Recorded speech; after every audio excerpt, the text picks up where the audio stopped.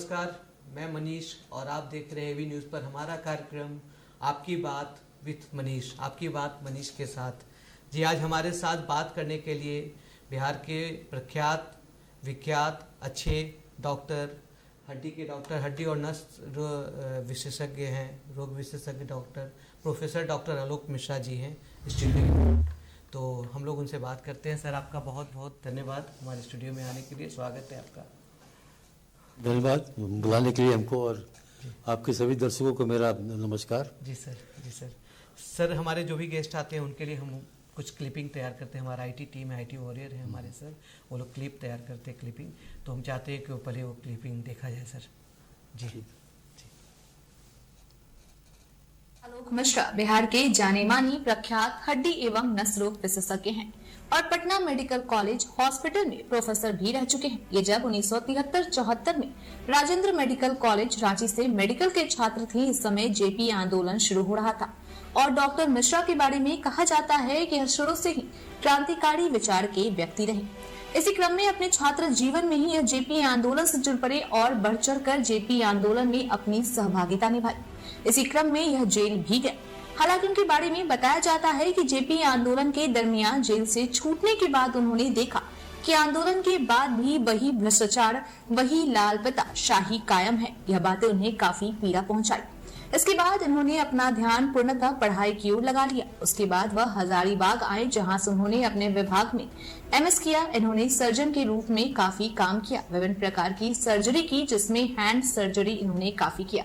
Professor doctor आलोक मिश्रा जमीन से जुड़े रहने के कारण आर्थिक रूप से कमजोर लोगों का मुफ्त इलाज भी किए, जिसके लिए इन्हें राज्य सरकार, भारत सरकार एवं राज्यपाल द्वारा सम्मानित भी किया गया है। प्रोफेसर डॉक्टर आलोक मिश्रा के बारे में बताते चले कि रिटायरमेंट के बाद भी यह पारस मेडिकल हॉस्पिटल पटना से जुड़े रहे हैं और हड्डी रोग विशेषज्ञ के रूप में पारस हॉस्पिटल में डीएनबी के विद्यार्थियों को पढ़ाते भी रहे हैं।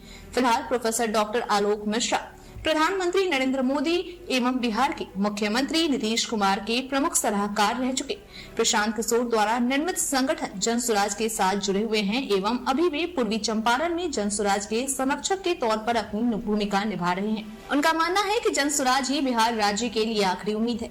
ये जिस विधानसभा क्षेत्र से आते हैं, वहाँ के लोगों की इच्छा है कि प्रोफेसर साहब जन स्वराज की तरफ से 2025 विधानसभा का चुनाव लड़े। जी सर, आपका तो अभी हम लोगों ने क्लिपिंग देखा है, थोड़ा अपने बारे में और भी बताएं सर, जो इसमें छुटा हुआ हो। जैसे आपने बताया, मेरा नाम डॉक्टर आलोक मिश्रा है। जी।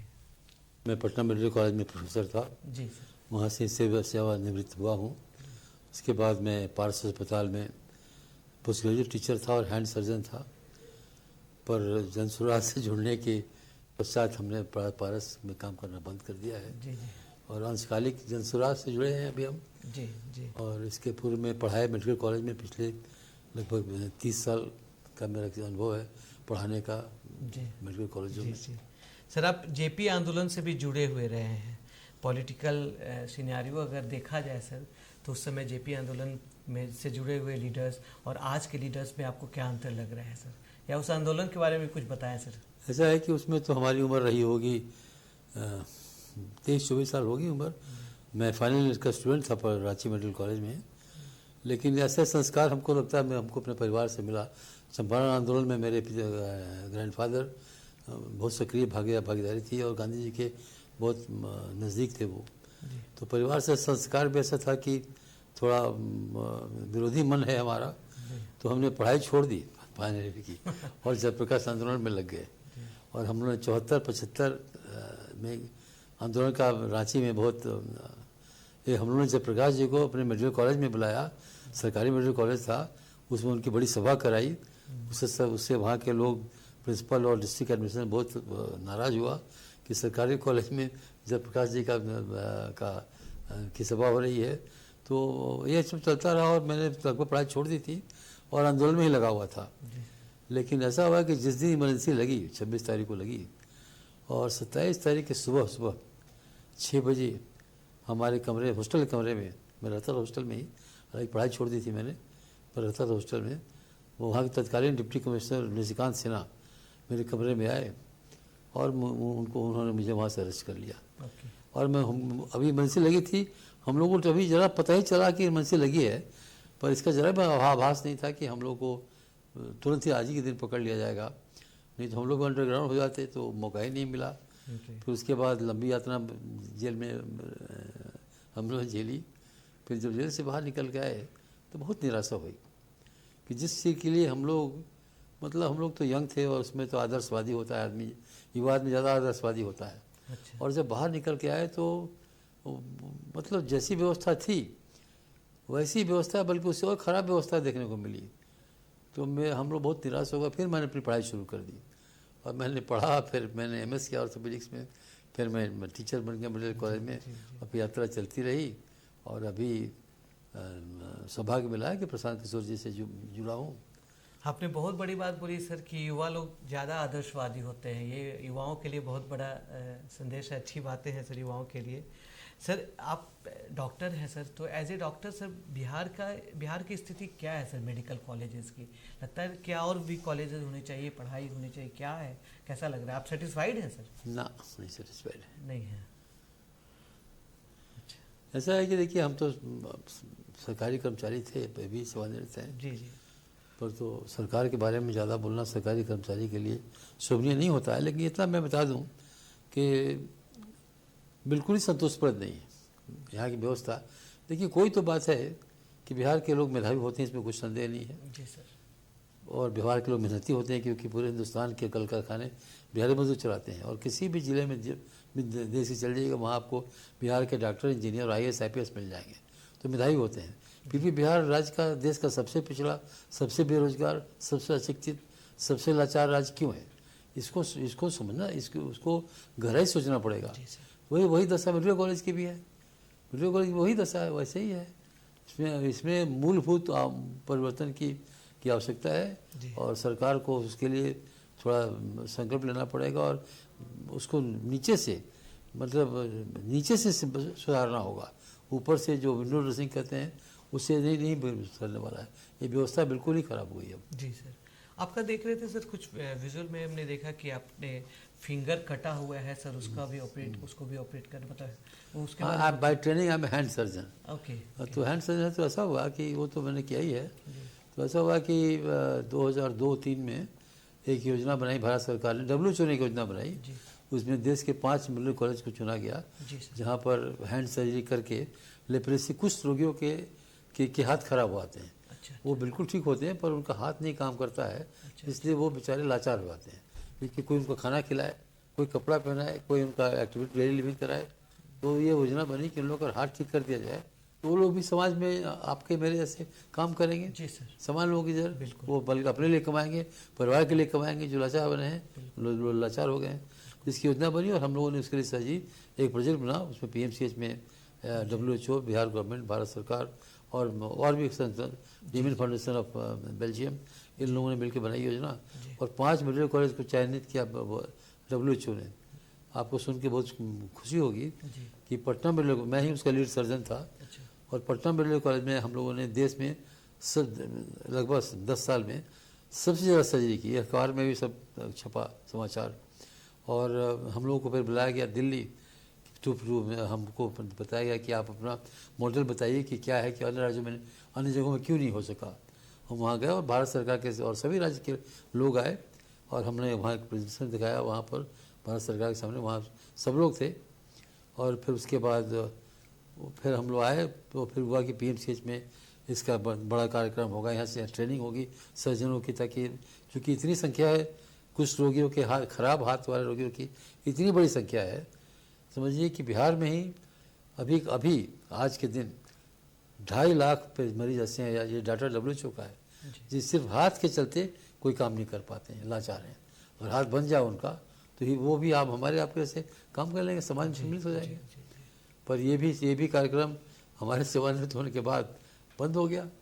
तो सरकार ने क्या के मन में क्या था मैं नहीं कह सकता, लेकिन ये कार्यक्रम तो बिल्कुल बंद है। WHO भी वापस चला गया, डेमिन भी चले गए, सासाकावा जापान जो जापानीज थे वो भी चले गए। अब तो बिल्कुल ही बंद है कार्यक्रम। सर आपका प्रोफाइल देख रहे हैं तो आपका शुरू से छात्र जीवन से आप राजनीति में घुसे, मतलब कहा जा सकता है कि आप sir politician turn doctor turn politician, फिर से आप पॉलिटिक्स में जुड़ गए हैं सर। तो अभी आप जनसुराज, प्रशांत किशोर जी द्वारा जो निर्मित जनसुराज संगठन है, उससे आप जुड़े हुए हैं सर। कैसे इसमें जुड़ गए सर? देखिए, संस्कार से ही हमारा थोड़ा विरोधी मन है जी। और इस व्यवस्था से हम बिल्कुल संतुष्ट नहीं है, और आप भी नहीं होंगे शायद। तो जब ये मौका मिला, जब प्रशांत जी अब यहाँ आए बिहार, तो उन्होंने, मेरा घर चंपारण में है, चंपारण से उन्होंने अपनी यात्रा शुरू की जी। और वहाँ मेरा सौभाग्य मिला मेरा उनसे संपर्क में आने का। जी। और फिर मैं उनके जनसुराज जुड़ गया। और अभी मैं पूर्वी चंपारण का जनसुराज का संरक्षक है। अच्छा। तो सर, आपको ये ऐसा लगता नहीं है सर कि जनसुराज मतलब ये दिल्ली नहीं है सर, कि जहाँ पे 25-30 लोग मंच पर इकट्ठा हुए, भूख हड़ताल किए, आंदोलन किए और राज्य के मुख्यमंत्री बन गए? ऐसा दिल्ली नहीं, यहाँ पे बहुत स्ट्रगल करना होगा, स्ट्रेटजिस्ट होना। देखिए, वो जो देखिए, जब दिल्ली का जो मॉडल बता रहे हैं, वो आंदोलन से उपजी पार्टी थी, अन्ना हजारे की। ये आंदोलन तो हम लोग कोई कर नहीं रहे, हम लोग संपर्क कर रहे हैं। जनसुराज में प्रशांत जी तो आंदोलन तो कहीं कोई कर नहीं रहे हैं। ये तो घर घर जाकर सबसे, अभी पिछले 17-18 महीने से वो पैदल ही चल रहे हैं सब जगह। कभी किसी होटल में ठहरे, कभी गाड़ी पर नहीं चढ़े, और गाँव में जनसंपर्क कर। जातिवाद वाला बिहार है। आपको लगता है कि यहाँ पे बड़े बिग जो है बैठे हुए हैं सर, राजनीतिज्ञ लोग, लालू यादव जी हैं, नीतीश कुमार जी हैं, और भी बीजेपी के लोग हैं, उनके बीच में प्रशांत किशोर कहीं पे खड़े उतरेंगे सर? प्रशांत जी का बहुत सा इंटरव्यू, बहुत से नेशनल मीडिया ने उनका इंटरव्यू लिया है, तो अपने सब इंटरव्यू उन्होंने साफ साफ बताया है कि यहाँ के लोगों को अगर ये समझाया जाए कि आज तक ये लोग नेताओं के बच्चों के लिए काम करते रहे जी। और उनके बच्चे तो आज न तो उनका पैर में कपड़ा है, न पैर में चप्पल है। और ये बात समझाने में प्रशांत जी काफ़ी सफल हुए, जो मेरा अनुभव है। और हमको लगता है कि विधानसभा चुनाव के समय तक ये पार्टी पूरी तरह से तैयार होगी बिहार में बदलाव के लिए। मतलब जैसे मैंने भी बहुत बार बोला है सर कि जेपी आंदोलन से जो निकले जितने भी फर्जी लीडर्स हैं, उनके बच्चों का अब, आज के जो युवा राजनीतिज्ञ हैं, उनके बच्चों का अब झोला ढो रहे हैं।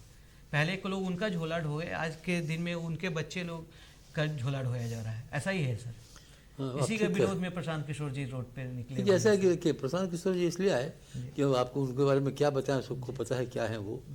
जो काम कर रहे थे वो काम तो कर सकते थे, काम थोड़े बंद हो गया, वो इलेक्शन तो हो ही रहा है। लेकिन बंगाल के चुनाव के बाद उन्होंने सोचा कि हमने इतना किया, 10 राज्य में उन्होंने चुनाव कराए, फिर उन्होंने उनका ये अपना निर्णय था। आप लोग पता ही हो, तो नीतीश बाबू के साथ भी यहाँ थे, मोदी जी के साथ भी वहाँ अहमदाबाद उनके घर में रहते थे। फिर उन्होंने अपना ये संकल्प लिया कि अब हम इतना कर चुके, अब हम बिहार के लिए कुछ करेंगे। देखिए, वो मतलब मेरा ही मानना है कि हम लोगों ने जीवन में जो भी हासिल किया, जो भी कुछ किया, उसमें मिट्टी का कुछ कर्ज तो है हम पर ना जी। तो हम हासिल कर लिए, तो मिट्टी का कर्ज तो चुकाना भी चाहिए ना कुछ। हमारे कुछ मीडिया साथी पूछना चाहते थे सर आपसे सवाल, में उनके अपने माध्यम से उनका सवाल पूछ रहा हूँ कि क्या प्रशांत किशोर जी बीजेपी के लिए बैटिंग कर रहे हैं क्या? ऐसा देखिए, प्रशांत किशोर ने अपने कई इंटरव्यू दिए उन्होंने बड़े चैनल को, और सब में स्पष्ट कर दिया कि बीजेपी ये बताइए कि बीजेपी बिहार में, हम लोग तो बिहार में हम लोग प्रशांत किशोर जी बिहार का सुधार करना चाहते हैं। बीजेपी बिहार में क्या आपको लगता है कि बहुत अच्छा काम करती है? क्यों? ये तो अगर बीजेपी की बैटिंग करनी होती तो बीजेपी थे ही, तो नरेंद्र मोदी के एडवाइजर थे, नरेंद्र मोदी के इलेक्शन स्ट्रेटजिस्ट थे। देखिए, हम लोग किसी, ना तो बीजेपी, ना आरजेडी, ना जेडीयू, ना किसी पार्टी से जनसुराज का कोई लेना देना। इसको लेना है बिहार के लोगों से। ये जो अभी पार्टी तो बनी नहीं है, ये तो एक जनसंपर्क अभियान है, और ये सिर्फ बिहार के लोगों के लिए है, ये किसी पार्टी के लिए नहीं है, किसी पार्टी के लिए नहीं। मतलब बिहार के लोग कह सकते हैं कि उनको एक थर्ड जनरेशन मिल रहा है जो कि उनके लिए काम करेगा, जी सर, बिहार के लोगों के लिए काम करेगा। उन्होंने बड़ा त्याग किया है, प्रशांत किशोर ने बहुत बड़ा त्याग किया। आईपैक उनकी कंपनी थी जो कराती थी, और उसमें आईपैक कंपनी का जो बहुत से लड़के उसमें काम करते थे, जो सब अच्छे बहुत पढ़े लिखे लड़के हैं। तो जब आईपैक बंद किया तो ये समस्या है कि इतने लड़कों का क्या किया जाए जो आईपैक में काम करते हैं। तो उसमें काफ़ी लड़के अभी काम कर रहे हैं जनसुराज के लिए, और कुछ लड़के फिर वापस चले गए हैं। तो आईपैक तो बंद हो गया है, लेकिन अब प्रशांत जी ने कहा है कि 2 साल, 4 साल, 5 साल जो लगेगा, अब बिहार में ही हमको रहना है, और बिहार में ही आमूल चूल परिवर्तन करना है, और हमको बहुत उम्मीद है। संघर्ष करना और बिहार को आगे बढ़ाना, हमको बहुत बिहार से पलायन को रोकना है सर युवाओं का। पलायन की स्थिति ये है कि आप तो आपको पता ही है, आप जाइए स्टेशन पर, जी जैसे ट्रेन में जैसे समझ लीजिए कि चीटियाँ जाती होंगी वैसे लोग जाते हैं, वो चाहे अब सूरत हो, अहमदाबाद हो, चेन्नई हो, जम्मू कश्मीर हो, देश का कौन सा कोना है जहाँ बिहार के मजदूर बेचारे भुगत नहीं रहे।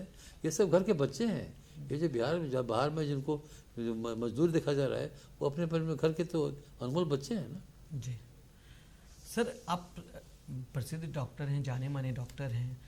लोगों का एक सवाल है सर कि डॉक्टर को पहले भगवान माना जाता था, आज हैवान माना जा रहा है सर। आज एक हॉस्पिटल में अगर कोई डॉक्टर, कॉर्पोरेट हॉस्पिटल्स खुलते चले गए हैं, जब एक पेशेंट हॉस्पिटल में एडमिट होता है सर, तो पहले तो उसकी छुट्टी नहीं होती है, और छुट्टी होती है तो कम से कम 7-8 लाख का बिल हो जाता है। ऐसा है सर? बिल्कुल है। इसका मेरा जो अनुभव है, जी सर, मेरा व्यक्तिगत अनुभव है कि जब से चिकित्सा में कॉर्पोरेट कल्चर आया, जब कॉर्पोरेट देखिए, मेडिकल तो पहले तो क्या था, मेडिकल कॉलेज थे, अस्पताल थे, अंग्रेजों के ज़माने से चल रहे थे और उसमें अच्छी सेवा होती थी, सब लोग की सेवा ही हुई है। हम लोग बच्चे थे, हम लोग के इलाज तो PMC नहीं होता था, कभी किसी का दूसरे नहीं गए। बिल्कुल। लेकिन जब ये बन गया बिजनेस फॉर बिग बिजनेस, जो बड़े बड़े बिजनेस हाउसेज हैं, जिसको कहते हैं कॉर्पोरेट कल्चर, जब हेल्थ का कॉर्पोरेशन हो गया तो ये सबसे बड़ा समझिए कि बिहार के या देश के लोगों के लिए एक अभिशाप हो गया। क्योंकि अब देखिए, अब मूल उद्देश्य सेवा करना या नहीं है, मूल उद्देश्य है कॉर्पोरेट वर्ल्ड में तो उन लोगों का टारगेट है। मैंने काम किया कॉर्पोरेट वर्ल्ड में, मैंने काम किया कॉर्पोरेट अस्पताल में, वहाँ तो टारगेट है आपका, you have to meet target. यहाँ कोई और मेडिकल कॉलेज में लोगों को ठीक करना टारगेट होता है, वहाँ पैसा अर्जित करना टारगेट होता है। यही तो ये फ़र्क है। इसमें जनता पिस रही, गरीब लोग पिस रहे हैं। आपको आश्चर्य होगा, बड़े बड़े कॉर्पोरेट हॉस्पिटल में पटना के गाँव के गरीब लोग आके बैठे रहते हैं। मैं तो कहता था, जब मैं पारस में जाता था, कहता था कि आप लोग यहाँ क्यों बैठे हो, यहाँ पर 4 मेडिकल कॉलेज है बिहार में, बहुत भीड़ होगा, लेकिन आप वहाँ जाओ ना, यहाँ क्यों आ रहे हो। अब तो एम्स भी आ गया है पटना, एम्स, IIM से, IGM से, BM से। लेकिन लोगों के मन में तो कि देखिए, इन लोगों का बड़ा कॉर्पोरेट वर्ल्ड का अपना कल्चर है, उन लोगों का अपना सिस्टम है, they know how to make big money, so they are after making big money, not giving good service. जी सर। सर ये सेवा उद्देश्य नहीं है सर। जी सर, ये जेनरिक मेडिसिन है सर, एक बाजारू मेडिसिन जो भी बोल रहे हैं सर। जेनरिक मेडिसिन में सर दवा जो 30 रुपये में से दवा मिलती है, वही दवा बाहर में 150 रुपये की दवा है सर। आपको मैं बता दूँ जी, हमको डायबिटीज़ है, डायबिटीज़ की एक दवा आती है जेनुमेट जी, जो कंपनी टोरेंट किसी फार्मा कंपनी है, उसके 14 गोली का दाम होता है लगभग 700 रुपया, और जेनरिक में 100 गोली का दाम होता है 70 रुपया। इतना अंतर क्यों है सर? अंतर कारण देखिए, ये जो फिर वही बात कॉर्पोरेट वाली कॉर्पोरेट बात है, फिर वही बात है। जी सर, जी सर। देखिए, कॉर्पोरेट वर्ल्ड तो उन लोगों का टारगेट है कि भाई to make money, target is not to help somebody और हेल्प द सोसाइटी और हेल्प। तो कोई क्वालिटी का अंतर तो नहीं है सर? कोई अंतर नहीं। क्या है जेनरिक मेडिसिन होता है? जेनरिक मेडिसिन भी सब टेस्ट से पास किया आता है, जी जी, जो ये मेडिसिन आते हैं, और इसमें कोई अंतर नहीं होता है। और अभी जो जनौषधि की जो शुरू हुई है व्यवस्था, तो आपको पता होगा कि बहुत सी दवा की दुकान बंद हो रही है अब जी, बहुत सी दवा की दुकान बंद हो रही है। मतलब आम जन सर सीधा जाके जेनरिक मेडिसिन ले सकते हैं जनौषधि से, और लगभग सब अस्पताल के पास जनौषधि खुल गया है जी जी। ये एक बड़ा क्रांतिकारी कदम हुआ, बहुत क्रांतिकारी। क्योंकि फार्मा कंपनी भी, मतलब आपको मैं क्या कहूँ, शायद बोलना ठीक नहीं होगा, फार्मा कंपनी का उद्देश्य पैसा कमाना है। चलिए, तो अच्छा बात है, हमारे साथ डॉक्टर साहब हैं और उन्होंने साफ कहा है कि आप जेनरिक मेडिसिन आराम से जाकर ले सकते हैं, किसी तरह का उसमें कोई चेंजेस नहीं है जो बाजारू मेडिसिन आपको मिल रहा है। सर, अभी थोड़ा पॉलिटिकल पे आ जाते हैं सर। लोकसभा चुनाव चल रहा है सर, तो पॉलिटिकल लीडर्स जो हैं सर, आज के दिन में बड़े बड़े नेता जो हैं मंच पर बेहोश हो जा रहे हैं। गर्मी बहुत ज़्यादा है सर, या तो बहुत ज़्यादा चलना पड़ा, उनको क्या प्रिकॉशन लेने के लिए आप बोलते हैं? देखिए, गर्मी के लिए तो ये आम सबको बताया जाता है जी सर। और जो भी लोग धूप में बाहर निकल रहे हैं और उन लोग की मजबूरी है धूप में निकलना, तो सबसे बड़ी बात है कि देखिए, उन लोगों को मतलब ऐसा साथ रखना चाहिए व्यवस्था कि ORS जरूर हो उन लोगों के पास, ORS का पाउडर जरूर उन लोगों के पास हो, और पानी का थर्मस जरूर हो उन लोगों के पास। और करना ही चाहिए कि अगर कोई भाषण कर रहे हैं तो आप थोड़ी थोड़ी देर में थर्मस से पानी निकाल के पीते रहिए और भाषण देते रहिए। बल्कि और अगर बार बार बोलने से तो गला भी खराब होता है जी। इसमें हम लोग का सुझाव होता है कि उसमें आप चाय भी बना सकते हैं, थर्मस से चाय बना लीजिए, उसमें नमक डाल दीजिए और एक एक सिप चाय पी के और बोलिएगा, तो गला जो लोगों का फंस जाता है वो कम होगा। जी। और रिहाइड्रेट करना है, पानी तो हमेशा पूरा पीना है। जी जी। पानी पीना ही प्राण बचाएगा इसमें। और बीच बीच में जनता के बीच में घूमते भी रहना है आपको, ऐसे भी कि 5 साल पे एक बार आपको जाना इसलिए चाहिए। थर्मस तो सबको जरूर, हालांकि देखते किसी को रहता नहीं है, लेकिन थर्मस जरूर रखना चाहिए अपने पास, जरूर। और आदत भी बनाना होगा सर हाँ, कि जरूर बनाना होगा, बीच में yes। जनता के पास आपको घूमते रहना है, ताकि 5 साल में एक बार जाने की आवश्यकता नहीं पास है। है। जी सर, जी सर। सर सबसे बड़ा सवाल है कि लोग परेशान हैं सर, आमजन परेशान हैं, उनको लगता है कि नेताजी 5 साल पे हमारे पास आ रहे हैं, हमारे लिए कुछ नहीं हो रहा है सर। तो ऐसी क्या उम्मीद सर प्रशांत किशोर जी से लोग कर सकते हैं कि उनसे उम्मीद लोग लगाए? बिल्कुल, हर पंचायत के लिए जी आप लोग को जानकारी में दे दूं, जी। हर पंचायत, जिस पंचायत में वो गए हैं, एक टीम चल रही है उनके साथ, जो कि इसमें सब IITians और IIM के लड़के हैं सब। अच्छा। वो हर पंचायत का सारा डाटा ले रहे हैं। और प्रशांत जी डाटा के तो अब पता है कि डाटा ही उनका काम है। जी। और इस डाटा को वहाँ हैदराबाद के उनके सेंट्रल ऑफिस में डाटा का एक्सेस करें, और हर पंचायत के लिए अलग से वहाँ हम लोग वो लोग बना रहे हैं प्रोजेक्ट कि अगर प्रशांत जी सत्ता में आए या उनके प्रधान जी आए या जनसुराज, जो लोगों की पार्टी, लोगों का की सरकार बने, तो हर पंचायत के लिए एक ब्लूप्रिंट है। और अभी चुनाव के पहले हर पंचायत को वो दिखाया जाएगा कि आपके पंचायत के लिए ये प्लान है, अगर आपको अच्छा लगे तो आप स्वीकार कीजिए, नहीं उसको आप फेंक दीजिए। हर पंचायत के लिए ये जो प्रशांत जी ने जो कदम उठाया है, एक क्रांतिकारी कदम है। ऐसा न भूतो न भविष्यति, और इतना योग्य आदमी, इतना योग्य, इतना सफल। सर हमारा बिहार सर जंगल राज से आज सर हम लोग सुख राज जो बोल रहे हैं, सुशासन की राज बोल रहे हैं, बोला जाता है। क्या सर जंगल राज में सही में डॉक्टर्स लोग ज़्यादा चिंतित रहते थे क्या, परेशान हुआ करते थे? ऐसा था जी कि हम आपके अनुसार जंगल राज था? हम तो PMC में काम करते थे जी। तो जब सुबह हम लोग अस्पताल पहुँचे थे 9 बजे, जी। तो रोज़ एक मिलता था कि इस डॉक्टर की गाड़ी छिना गई। एक भी दिन ऐसा नहीं बीता जब ये नहीं सुने कि किसी डॉक्टर की गाड़ी नहीं छिनाई। और हमारे साथ अपने साथ अच्छा। हमारे घर में शाम के 7 बजे। जी। और मतलब क्या कहें, वो तो जंगल राज जो हमने नहीं कहा, ये तो कोर्ट ने कहा। तो कोर्ट तो जुडिशल कोर्ट तो किसी बात को कंसीडर, कोर्ट का ओपिनियन कंसीडर होता है ना। कोर्ट ने कहा कि जंगल राज है। जंगल राज में किसी को कोई संदेह है? बिहार के बाहर किसी को संदेह नहीं कि वो 15 साल जंगल राज है। बिल्कुल। तो ये सुशासन की राज चल रही है सर?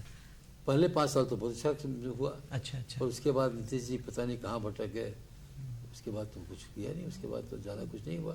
प्रशांत जी ने जो बताया था 7 निश्चय, वो भी नहीं कर पाए। जो प्रशांत जी ने बताया था 15 के चुनाव में, वो सब तो ये करने इच्छा शक्ति नहीं थी या पता नहीं क्या बाधा थी। आखिर प्रशांत जी से जिनका अलगाव क्यों हुआ? क्योंकि प्रशांत जी के सुझाव पर ये लोग काम नहीं कर रहे थे, तो प्रशांत छोड़ के चले गए यहाँ से वापस पे। तो अभी तो जो स्थिति है आपको पता है। सर एक कॉमन क्वेश्चन है देखिए, सर, बिहार सबसे गरीब, सबसे बेरोजगार, सबसे अशिक्षित, सबसे लाचार राज्य है। तो आखिर सुशासन है तो ये कैसा सुशासन है? यहाँ के लोग सबसे गरीब हैं, सबसे अशिक्षित हैं, सबसे बेरोजगार हैं, सबसे बीमार हैं।